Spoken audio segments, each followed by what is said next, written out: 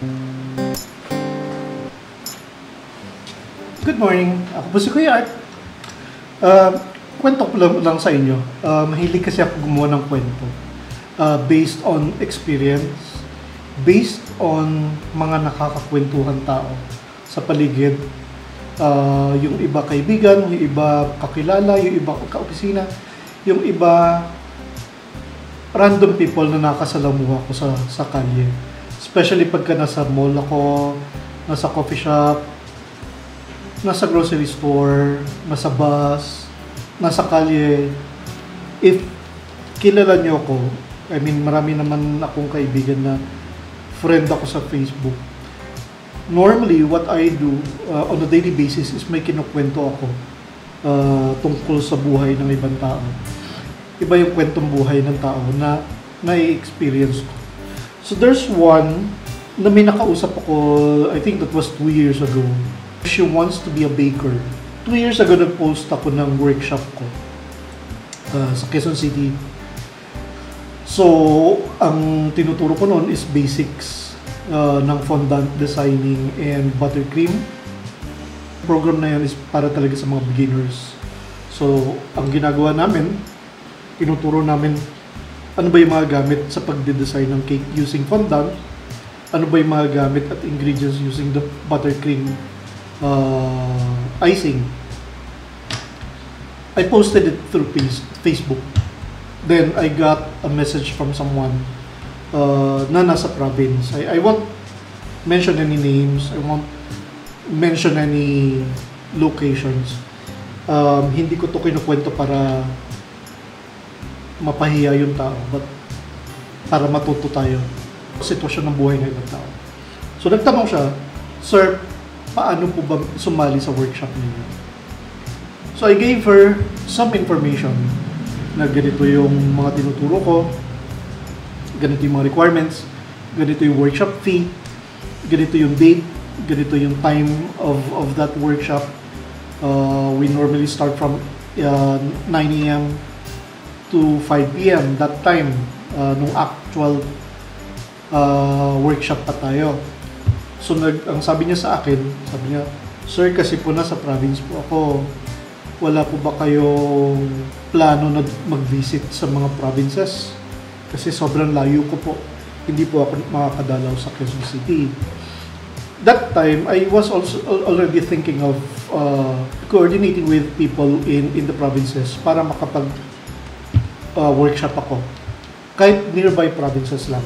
Dito lang sa Luzon. Wala pa ako doon sa thought na going outside like Visayas and Mindanao. That inquiry, that time was from Visayas. And then, nung sinabi ko yung details, hindi na siya kumibo. 2 or 3 days after, she went back. Nag-message siya ulit. Ang tanong niya lang sa akin, "Sir, wala po ba kayong kahit video na lang na pwede kong panoorin? Kasi hindi po talaga ako makaka-attend ng workshop sa Quezon City. Pero gustong-gusto ko po matuto." Sabi ko, "Ma'am, wala pa ako on that part. I mean, at that time, 2 years ago, wala namang pandemic eh. Itong online training na to, hindi pa ganun ka-open when it comes to baking. At that time, talagang mas maganda lagi yung puro actual. Kasi designing to eh. So, hindi siya yung tipong turo ko sa'yo on video, matututunan mo." Well, up until the time na nagkaroon pandemic, we were able to do it online, which is good. So, sabi ko,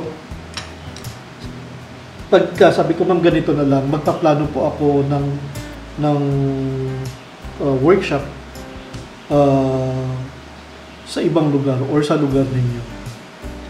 So natuwa naman siya. Then hindi na siya uli kumibo. For the next week or 2 weeks or so, hindi na siya kumibo. Natapos yung workshop ko na tinatanong niya. But then, she sent me a message again. Nagulat ako kasi yung message niya is like an apology message. Saying, sabi niya, "Sir, pasensya na po, hindi ko na po itutuloy yung workshop ko sa inyo kahit pumapunta po kayo dito sa province ko. Sabi ko, bakit po?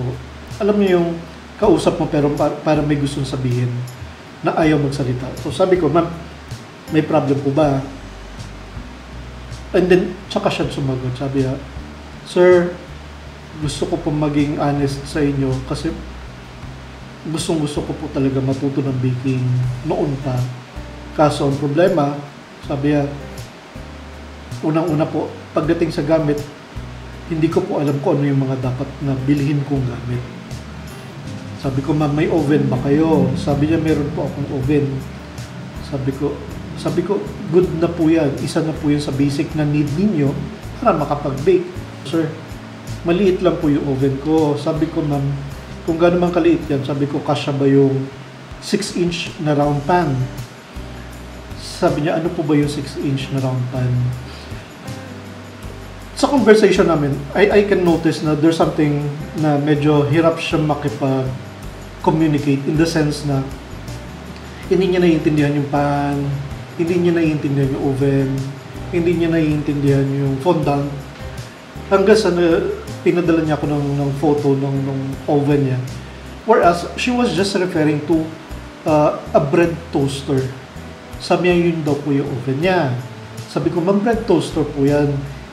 Sabi ko, hindi po yan yung ginagamit natin na oven pang bake.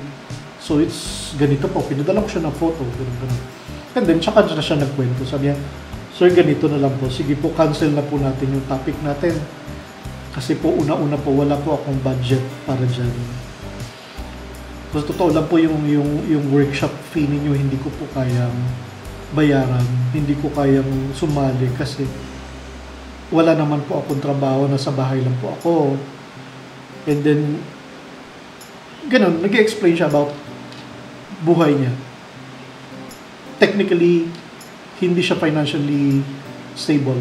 So, she cannot attend the workshop at all. Kahit pa sabihin natin na nandito siya sa Manila. And then, sabi niya, sir, atin-atin na lang po. Dalawa po problema ko.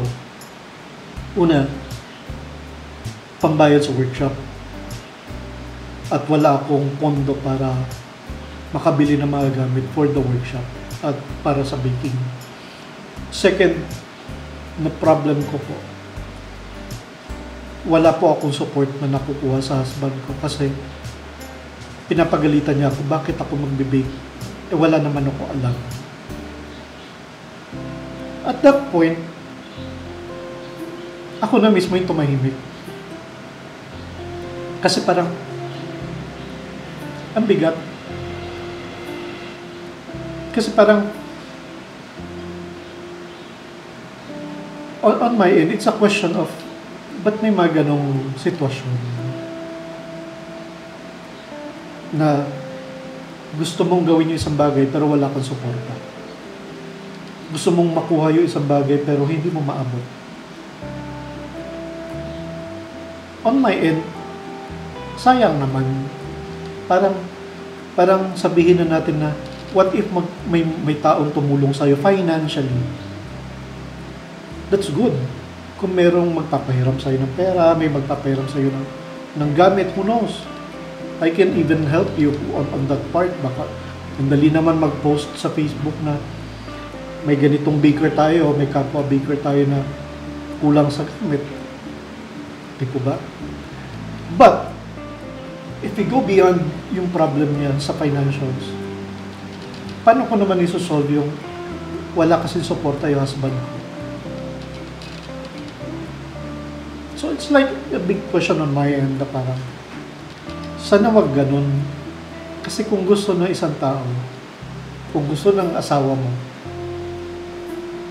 yung isang bagay, if alam mo naman maganda yung hangarin niya na matutunan yung isang bagay, makuha yung isang bagay, lalo't para naman sa pamilya ninyo, suportahan nyo. Kasi, mahirap yun sa part ng tao na hindi niya magagawa yung gusto niya dahil lang sa ayaw ninyo. Hindi yung question ng bakit mo gagawin yan, wala ka namang alam. It's a question of may tiwala ba ako sa'yo? Baking yun. Unang-una, baking yun. Para hindi ka pagkatiwalaan. Probably, sabihin na natin, pag-usapan natin pumunta tayo sa part na financial. Sabihin na natin, hindi nga kaya. Pero yung mawalan ng support, mas mabigat na problem yan. Sana wag ganun. Okay po, pasensya na if mabigat tong sinishare ko sa inyo, pero this is one part of our program or our vlogs from time to time. I have 2 eggs. Kung ano meron ako, i-share ko sa inyo. Kung ano alam ko, i-share ko sa inyo.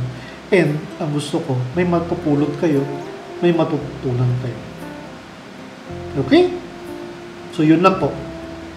If you like this vlog, please hit the like button.